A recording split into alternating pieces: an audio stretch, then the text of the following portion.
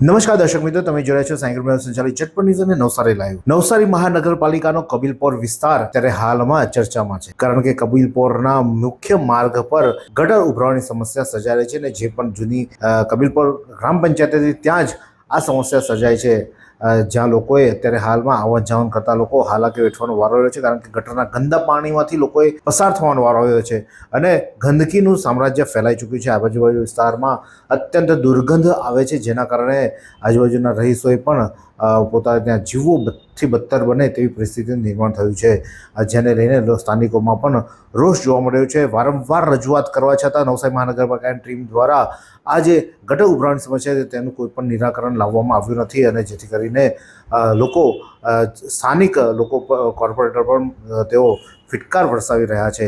ત્યારે ત્યાંના સ્થાનિક લોકો શું કહી રહ્યા છે, આવો સાંભળીએ.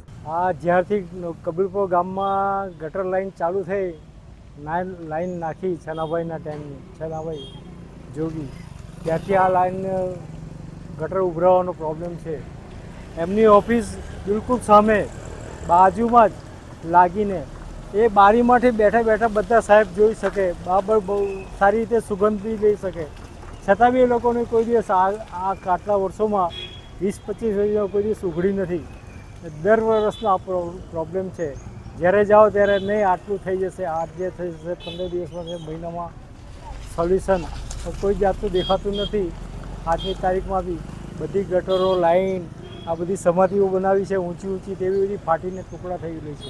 તો આ ગટર ઉભરાવાની સમસ્યા જ્યાં થઈ રહી છે ત્યાં સામે એક ક્લિનિક આવ્યું છે, તેના ડોક્ટર શું કહે છે, આવો સાંભળીએ.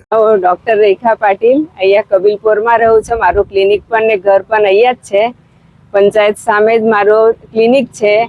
અમને છેલ્લા મહિનાથી તો બહુ તકલીફ પડતી છે કે આ ડ્રેનેજનું પાણી એટલું બધું સ્મેલ આવે અને પગ બધાના ખોઈચાયેલા કે મારા ઘરેથી વોકિંગ ડિસ્ટન્સ ક્લિનિક છે, પણ મારે જવા માટે મારે રેનકોટ પહેર્યા વગર હું ચાલી નથી શકતી. પગમાં ગનબૂટ પહેરીને જ મારે જવું પડે છે કે આટલી બધી ખરાબ નાની એટલો સ્મેલ આવે કે ઘરમાં પણ કે ક્લિનિકમાં પણ નથી બેસી શકાતું. કે અમારા પેશન્ટો એ કરે કે તમારા ક્લિનિક આવવાનું તો કેવી રીતે આવે.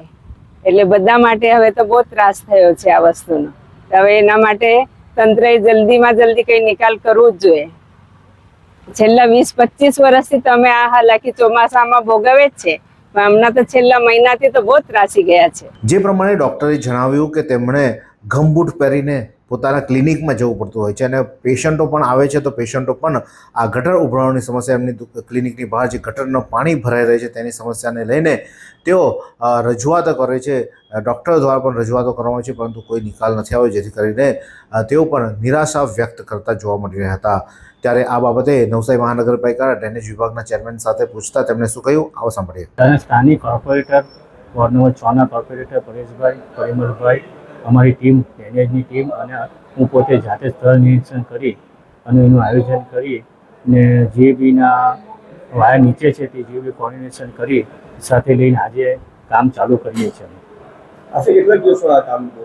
એમાં છે લાઈન છે 10-15 ફૂટ નીચે છે, એટલે એનો સમય તો લાગશે, એટલે 3-4 દિવસ તો ઓછા મળે, કારણ કે નીચે જોવાનું છે, એટલે મશીનરીને નીચે ઉતારીને કાર્ય. ડ્રેનેજ વિભાગના ચેરમેને અત્યારે આશ્વાસન આપ્યું છે કે 2 થી 3 દિવસમાં સમસ્યાનું નિરાકરણ આવી જશે અને તેનો કાયમી નિકાલ થાય તેવી વ્યવસ્થા કરવામાં આવશે, તેવી અત્યારે હૈયા ધરપત આપી છે.